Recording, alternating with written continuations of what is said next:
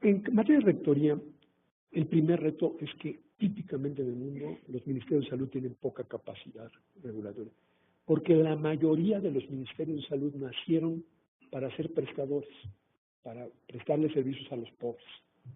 Y entonces tienen un DNA muy orientado a la prestación y no a la regulación.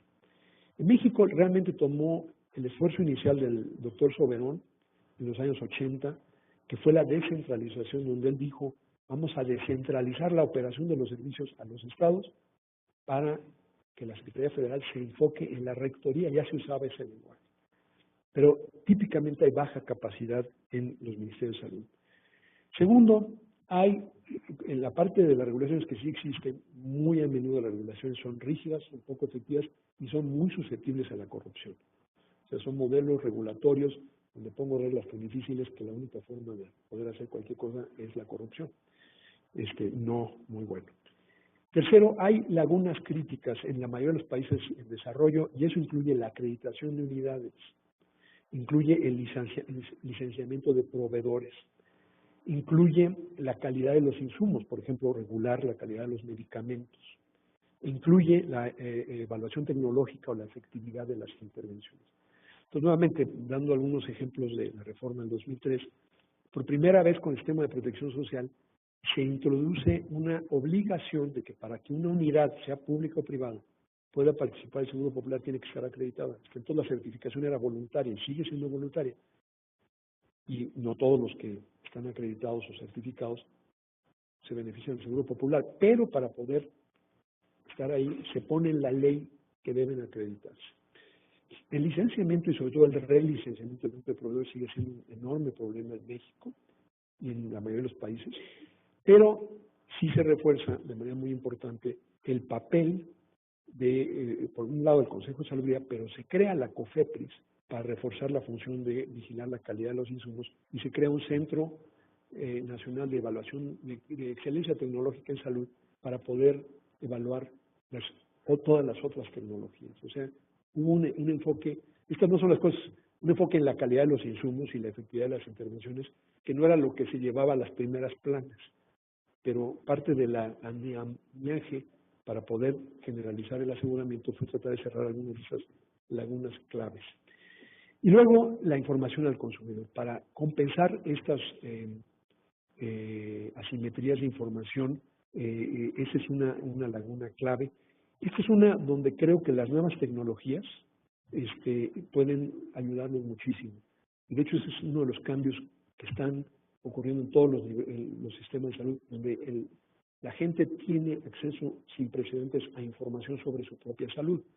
De hecho, ahora el problema es que hay que tener un mecanismo curatorial, como dirían los museógrafos, para que la gente tenga una noción de la calidad de la información que recibe, porque ahora el problema que tenemos es que hay una gran cantidad de información falsa, por ejemplo, pues toda esta debacle sobre el supuesto efecto de la vacunación en el autismo, que ha sido totalmente desacreditada, pero que ha llevado a muchas señoras y señores a no vacunar a sus hijos.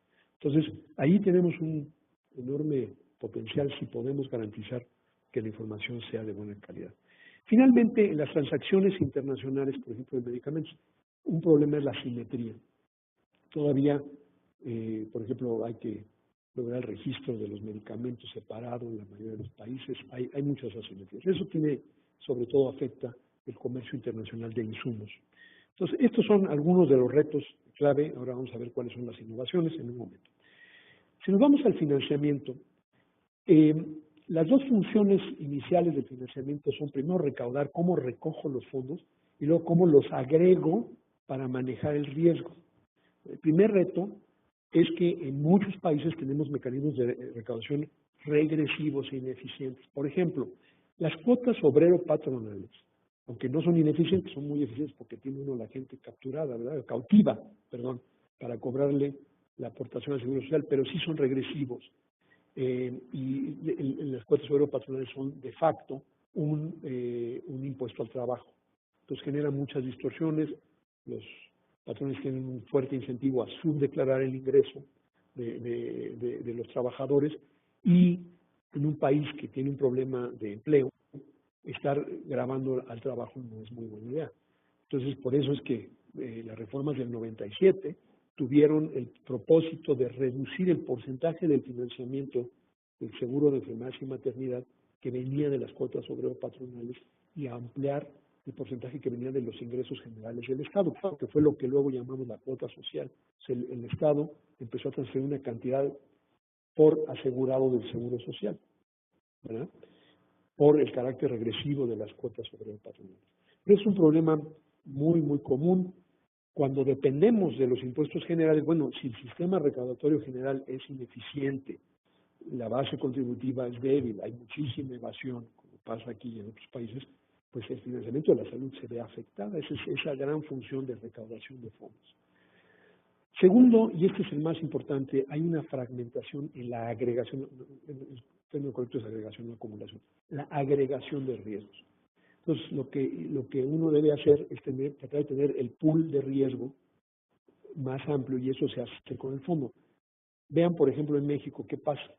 El ISSSTE tiene una estructura por edades mucho más vieja, porque como desde hace 30 años el tamaño del número de empleados públicos se ha mantenido, ha crecido menos rápido que el resto de la economía, una acción deliberada de reducir esa parte de la economía.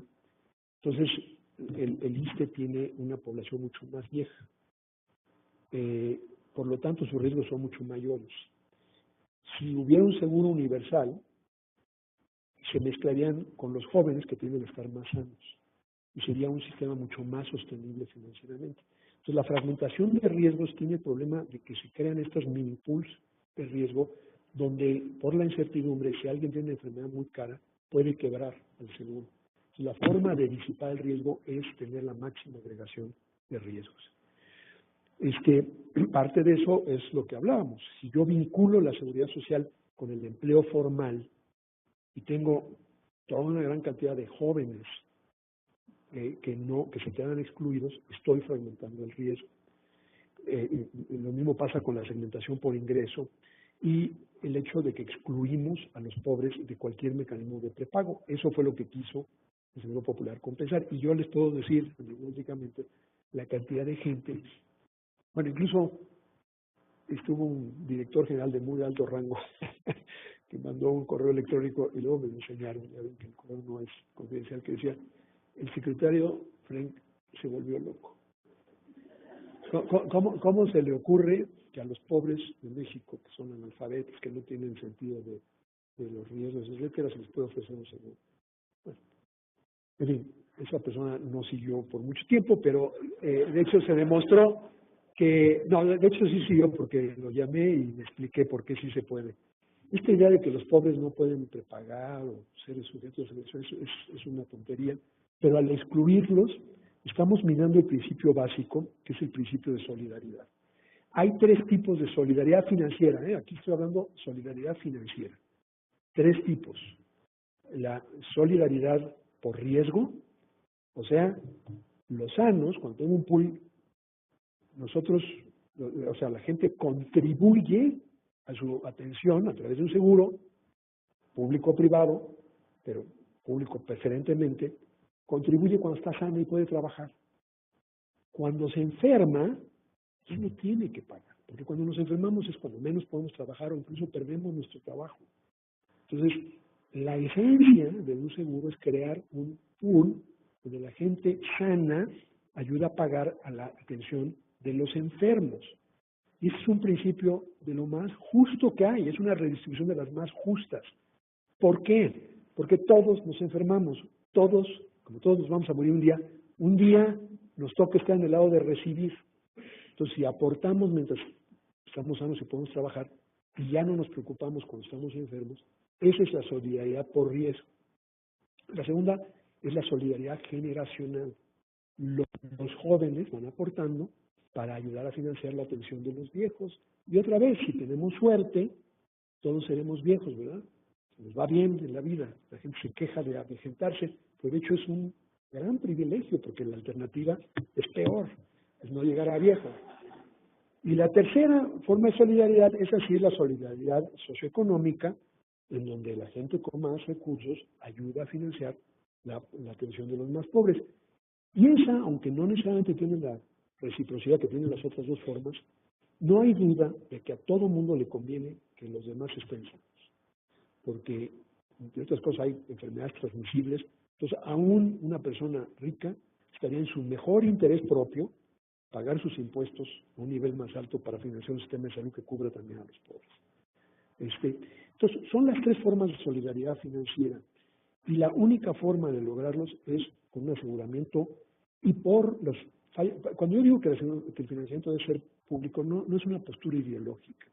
Es que hay una falla de mercado fundamental en el mercado de seguros de salud, a diferencia de otros seguros, que tiene que ver con estos dos fenómenos, pero particularmente con la asimetría de información. Entonces se requiere, si no, los seguros privados, a través de excluir las coexistencias por el tema de la selección adversa, acaban dejando fuera por definición a la gente que más necesita los servicios de salud. Por eso es que se requiere una acción pública para articular las tres formas de solidaridad. Pero en sistemas segmentados esa solidaridad se ve minada.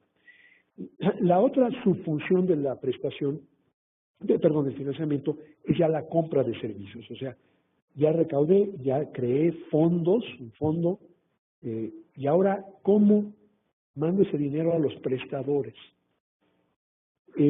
Hay tres formas de hacerlo. La primera, que es la más común, es esta presupuestación inercial por insumos.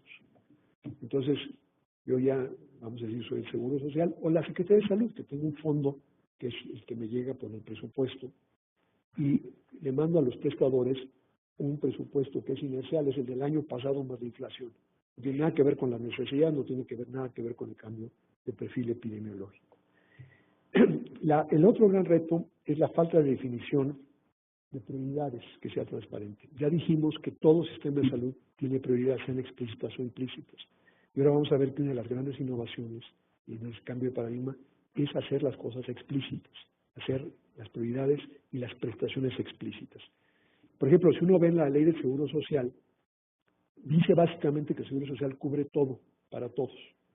No hay, porque políticamente es muy complicado fijar prioridades, porque aquí sí que algunas cosas les vas a decir que no.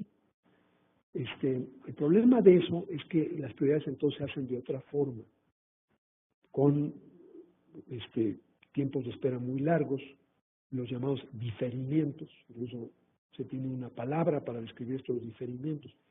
¿Qué pasa? Que por no tener prioridades claras, la gente se acaban introduciendo barreras burocráticas, como pueden ser los llamados diferimientos. Entonces la gente se va, y aunque ya pagó su atención con su cuota obrero patronal y la parte de la cuota social, acaba yendo a pagar en un sistema privado, porque siempre hay prioridades. Cuando son implícitas, el que lleva la carga es la población.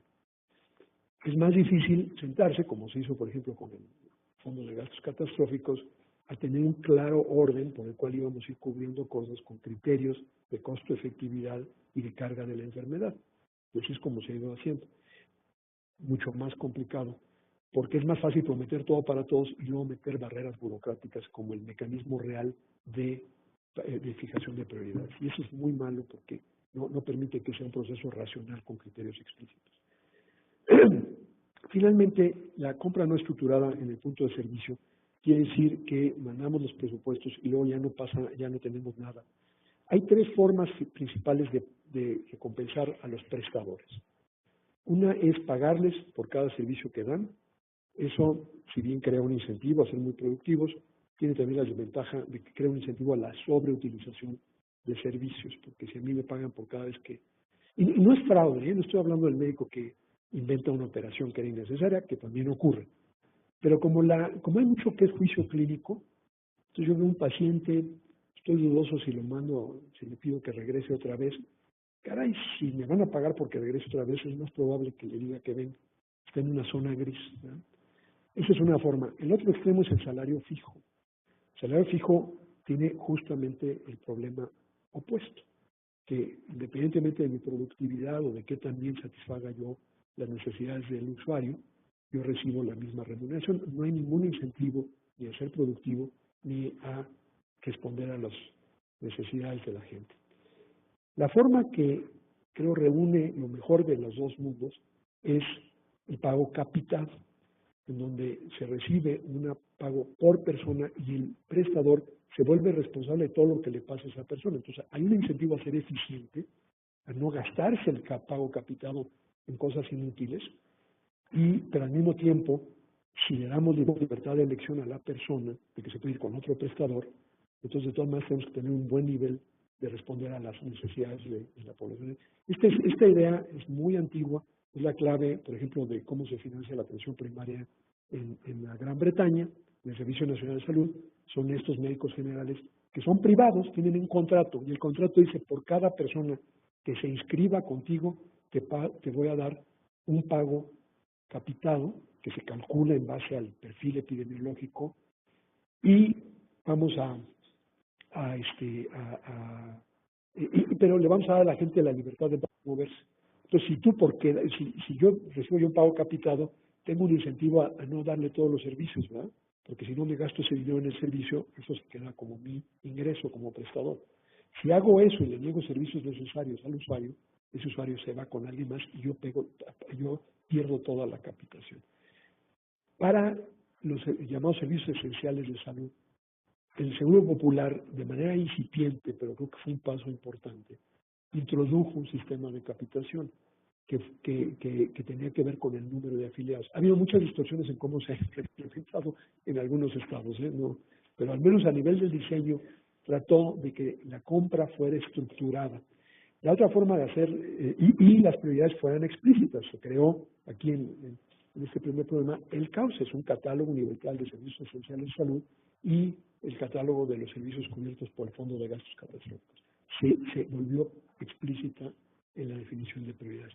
Pero estos son algunos de los retos en esta última función del financiamiento, que es cómo pagamos o compramos los servicios.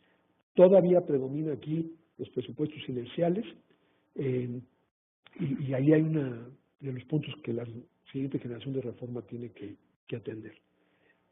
Ahora, en la prestación, los retos salen porque, como ya vimos, la prestación es el corazón. Todo lo que hacemos, la regulación, el financiamiento, y la generación de recursos son funciones de apoyo. El meollo del sistema de salud es la prestación de servicios. Y ahí es la interacción entre la población y los prestadores. Ya vimos que, en primer lugar, estos prestadores tienen roles múltiples, no son solamente usuarios, sino también están organizados. Pero hay muchos desajustes potenciales entre los dos. Primero, ya lo vimos extensamente, no lo repetiré, pueden haber definiciones distintas de necesidades. La gente puede tener una condición, por ejemplo, caray, estoy muy flaco, necesito que me den unas vitaminas. Y el prestador dice, no necesitas vitaminas. Hay una definición. O al revés, los prestadores dicen, este niño está en riesgo, necesita una vacuna, pero el padre o la madre dice, no, mi niño está perfectamente sano, no hay una necesidad de salud. Sobre todo con servicios preventivos y detección temprana, esta discrepancia en la definición de necesidades es un reto muy importante. Segundo, ya hablamos, las grandes asimetrías de información en ambos sentidos, puede dar lugar a esta selección adversa cuando se asegura, o puede dar lugar a médicos que si tienen el incentivo de sobreprescribir, están prescribiendo más servicios de los que se requieren, y el paciente los acepta porque no tiene la información para poner en duda el juicio del prestador.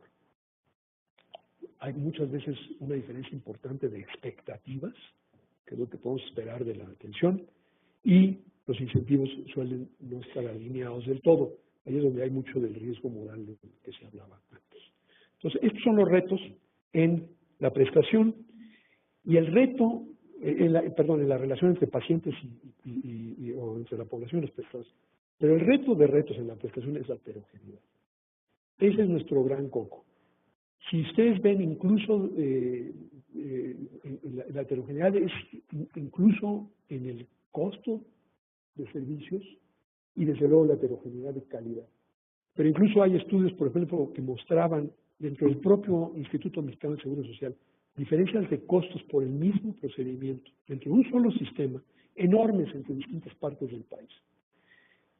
Parte de la complejidad inherente de la atención se refleja en esta enorme heterogeneidad. Luego, el que sí es el más preocupante, la heterogeneidad de calidad. Yo siempre decía, el problema de calidad en México no es que sea alta o baja, el problema es que es heterogénea. Hay lugares que están a la vanguardia y hay lugares que están a la retaguardia. Y como hay una simetría de información, la población no necesariamente sabe cuál es bueno y cuál es malo. Por eso hay que hacer la acreditación de unidades. La acreditación de unidades y la certificación de profesionales es una forma de darle información al usuario y de reducir la heterogeneidad en los servicios de salud.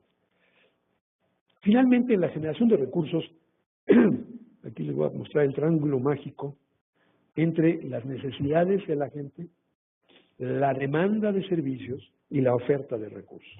Y el problema que tienen muchos países es que hay un desequilibrio.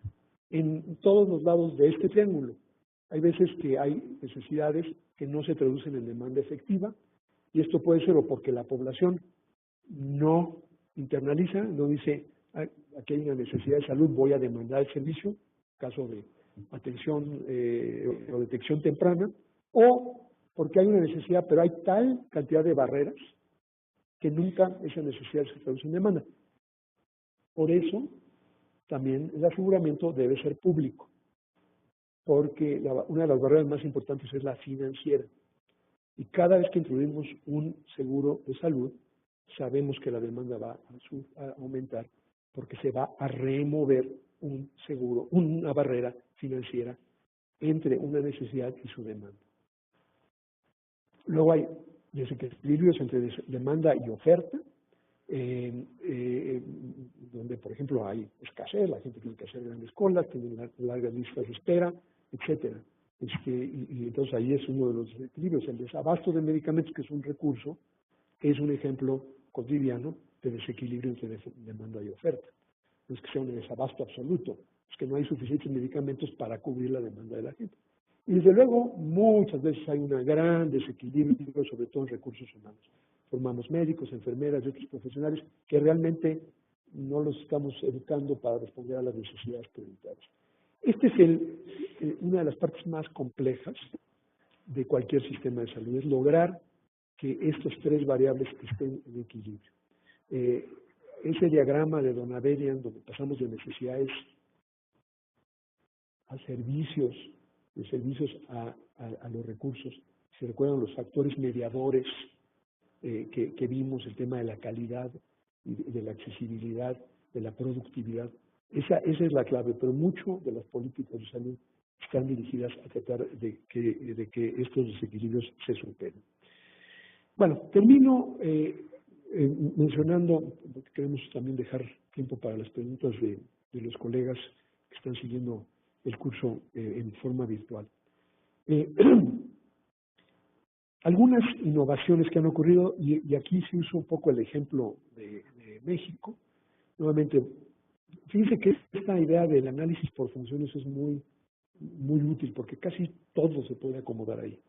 Si volvemos a nuestras 4 funciones de teoría, financiamiento, prestación y generación de recursos, ustedes ven aquí algunas de las innovaciones que ocurrieron en el caso de México en ese periodo de 2000 y 2006, el fortalecimiento de la Secretaría de Salud, que ya venía desde mucho antes, pero fortaleciéndolo, sobre todo, fortaleciéndola, sobre todo para poder ejercer las funciones de rectoría. Eso se reflejó en la creación de una nueva agencia reguladora, que fue la Comisión Federal de Protección contra Riesgos a la Salud, la COFEPRIS, que yo siempre dije que esa era el segundo gran pilar de la reforma.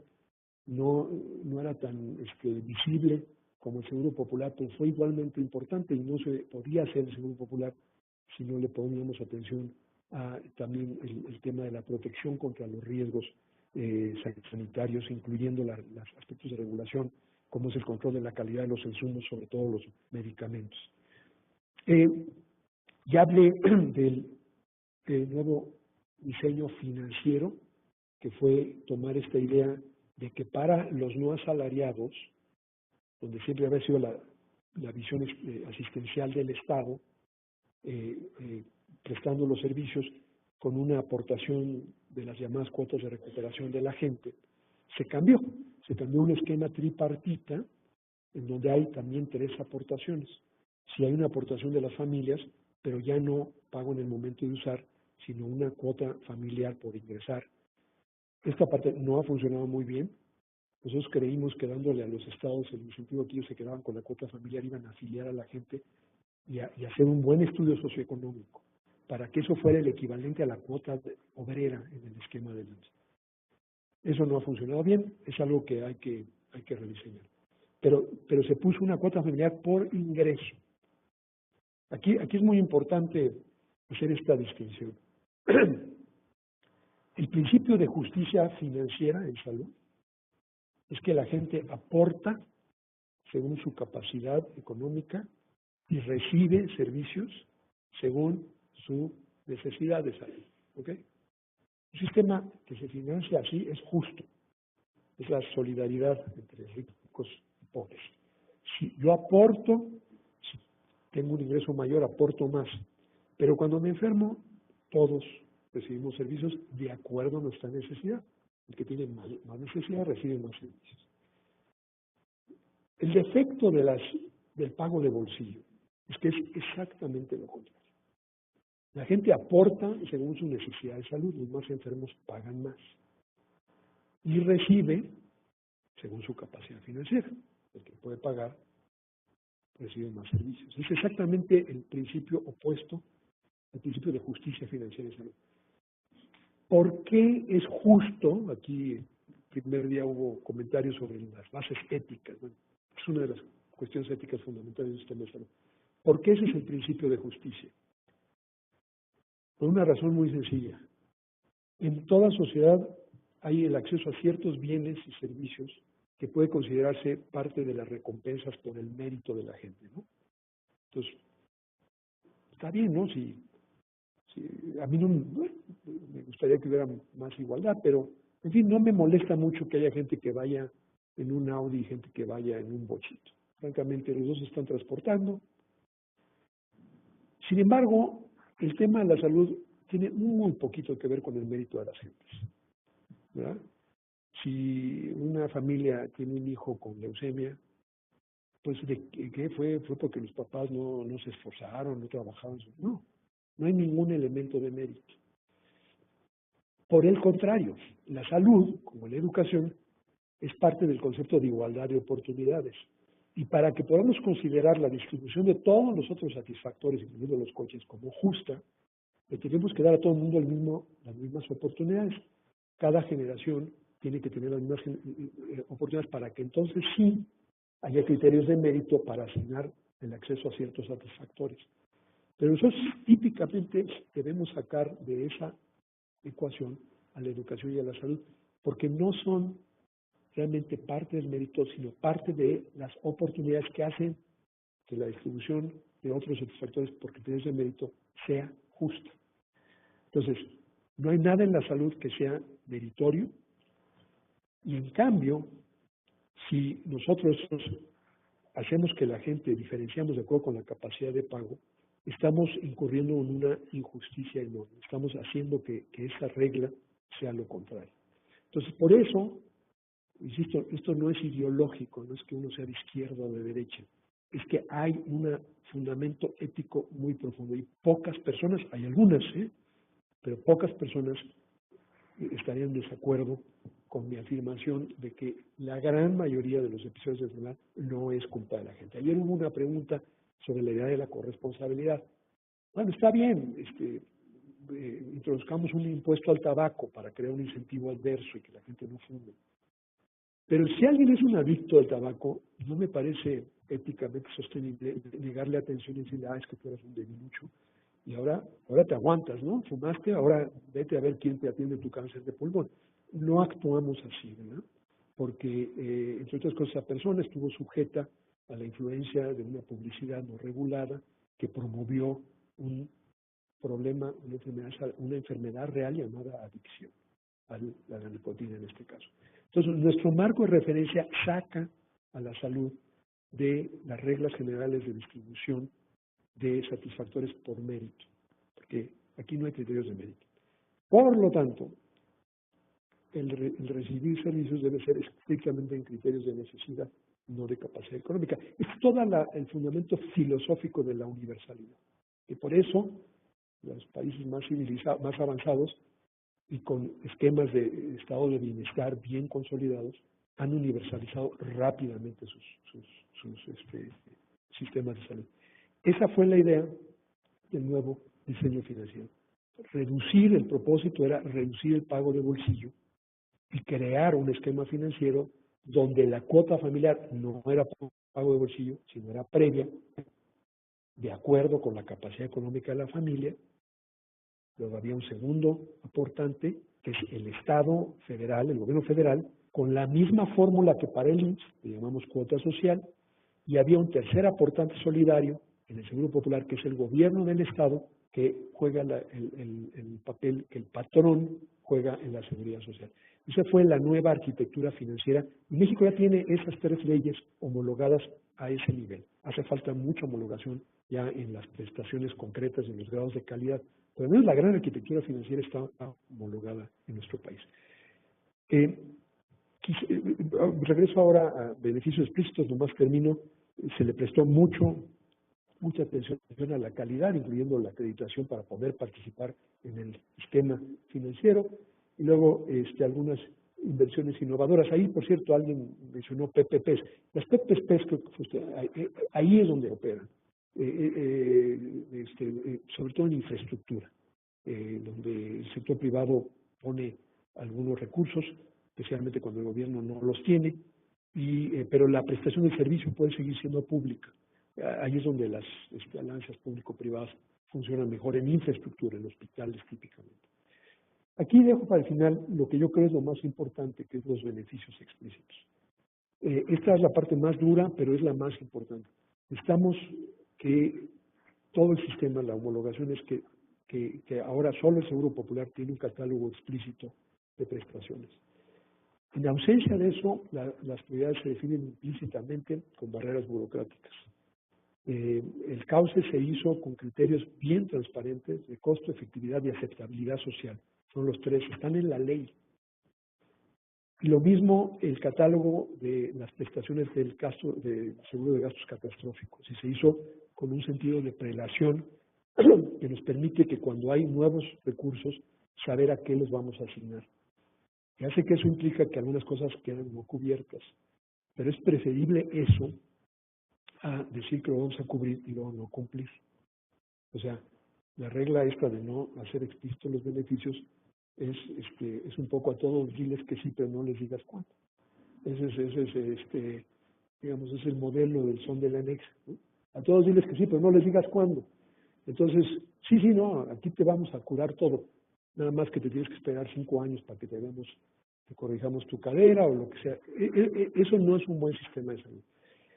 Yo he llegado a la conclusión de lo que define un esquema de aseguramiento, no es si las primas, si es impuestos a la nómina o impuestos generales, es si los beneficios son explícitos o no. Pero los beneficios explícitos además le dan poder a la gente, porque una vez que tú le dices a esto es a lo que tienes derecho, la gente puede exigir y de hecho hacerlos exigibles ante el Poder Judicial. La única forma de volver un derecho exigible es ser explícito en la naturaleza del derecho.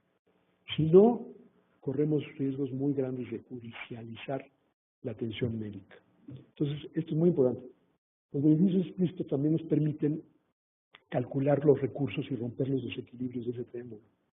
Porque si ustedes ven, como les decía ayer, si empieza uno con el final, estas son las necesidades que voy a resolver, los servicios con los que los voy a resolver, entonces ya puede uno planear los recursos que se necesitan para producir los servicios para satisfacer las necesidades. Esa es la lógica y el valor de unos beneficios explícitos. Hay este número de transiciones claves que resumen todo lo que he dicho. Y todo esto está ocurriendo, hay muchísimas reformas en marcha, en Estados Unidos hay la posibilidad de una contrarreforma muy preocupante, en México creo que se requiere una nueva generación de reformas, dar el siguiente paso que se ha quedado un poco pendiente.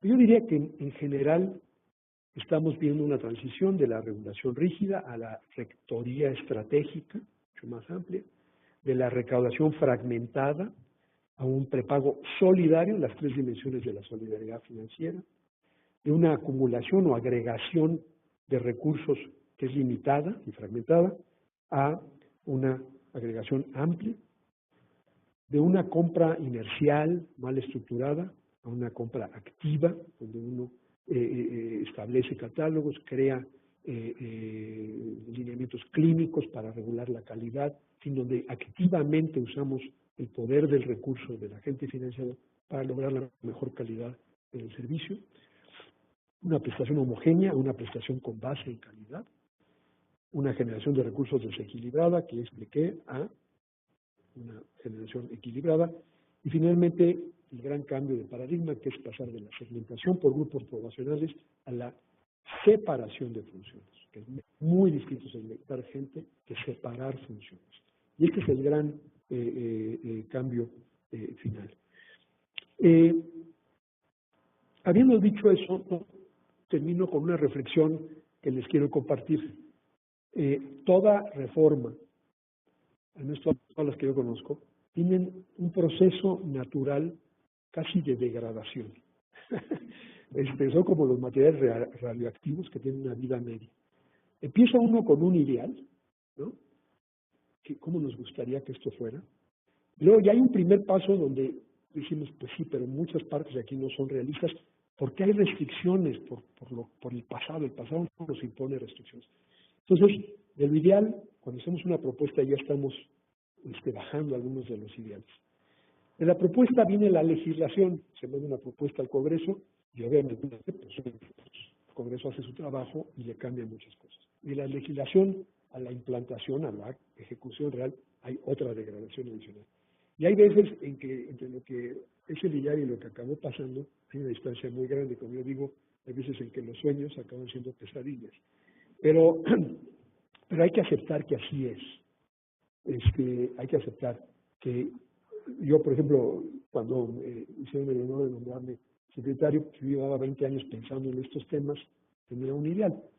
Sabíamos que no íbamos a poder hacer todo de golpe y por eso fue la idea de crear esta seguro popular. A mí me hubiera gustado ya de entrada integrar y tener un pagador único y no era factible políticamente hacerlo.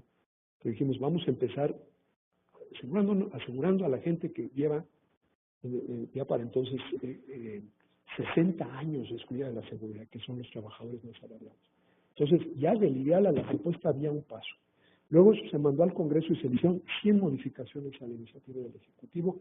Por cierto, la gran mayoría para bien, pero hubo un par de ellas que no fueron tan buenas, pero había que aceptarlo, es parte del proceso político. Y finalmente, bueno, en la implementación en un sistema federal ha habido muchas variaciones entre un Estado y otro. Pero eso es lo natural. Lo importante, o lo esperado, no lo natural, esperado, lo importante es en cada paso, sobre todo en el paso entre lo que se aprueba legislativamente y lo que se implementa o implanta en la práctica, la clave es estar evaluando. Porque al evaluar, uno entonces va refinando, incluso uno puede cambiar sus ideales, pero ciertamente va uno refinando las propuestas. Y entonces, en vez de ser un proceso lineal de ideal a propuesta, legislación, a ejecución, esto se vuelve un proceso dinámico. Y por eso, en las reformas, una última innovación fue establecer la obligación explícita de evaluar todos los pasos de la implementación de las reformas. Y creo que eso es algo que debemos de mantener. Porque esa es la única forma que al igual que en la transición epidemiológica, donde, decía yo, siempre somos víctimas de nuestros éxitos, igual en los sistemas de salud. Cada vez que tenemos un avance, surge un nuevo reto. Y la única forma de estar atentos y crear un círculo virtuoso, una espiral virtuosa de renovación, es mediante evaluación. Por eso voy a terminar, antes de abrirlo a preguntas, esto es lo mismo que ya dijimos, voy a terminar con lo que empezamos, con la primera diapositiva, que espero que eso es lo que les haya quedado como gran corolario de este curso. Esta noción fundamental de que el mundo de las ideas y el mundo de la acción no están separadas, que las ideas son las fuerzas potentes que guían nuestra acción en el mundo, es fundamental. Y por lo tanto, la premisa básica de este curso, que es que el pensamiento claro es un requisito para la acción efectiva. Si no tenemos las ideas claras, si no articulamos nuestro lenguaje de una manera consciente sobre nuestras ideas, es muy probable que la acción no sea eficaz. Y, como dije al principio, estamos involucrados en este círculo de conocimiento, produciendo conocimiento a través de la investigación, reproduciéndolo a través de la educación, traduciéndolo activamente en mejores tecnologías y en evidencias para guiar la acción, y luego utilizándolo, de hecho, en transformar la realidad, por lo cual volvemos a alimentar la producción. Yo empecé diciéndoles que estamos en esta revolución del siglo, de la salud del siglo XX, con la más que la implicación de la esperanza de vida. El factor clave de la revolución de la salud del siglo XX fue el avance del conocimiento. El conocimiento mejora la salud por 3 mecanismos. Uno, se traduce en tecnologías. Ese es el que más tendemos a enfatizar. Las mejores medicamentos, mejores vacunas, mejores métodos diagnósticos. Esa es una forma en que el conocimiento mejora la salud. Pero además el conocimiento traducido en evidencias es internalizado por la gente y les ayuda a estructurar su vida de manera más saludable. La razón por la que la gente se lava las manos es por el conocimiento sobre el hecho de que hay microbios que producen enfermedad. La gente cambia su conducta sexual por el conocimiento sobre la evidencia de la transmisión sexual de enfermedades como el SIDA. La gente cambia su alimentación. El conocimiento se democratiza al ser internalizado y ayuda a la gente a tener estilos de vida saludables. Y el tercer mecanismo es cuando el conocimiento, también traducido en evidencias, orienta las políticas públicas. Entonces yo sí creo que lo que tenemos que seguir insistiendo, sobre todo en esta época de verdades alternativas, es que el conocimiento traducido en evidencias sea el gran factor que guíe las políticas públicas en los años por venir.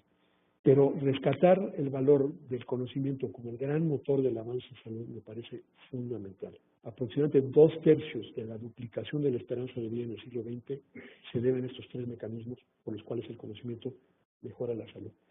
Y por eso es que avanzar en el conocimiento no es en vez de actuar, es para que la acción esté basada, tenga bases científicas. Así es que a todos los que están dedicados su vida a instituciones académicas como el Instituto Nacional de Salud Pública, les digo que lo que están haciendo es posiblemente de las cosas más importantes que se pueden hacer en cualquier país, porque ese es el verdadero motor del progreso. Pasemos entonces al último bloque de preguntas.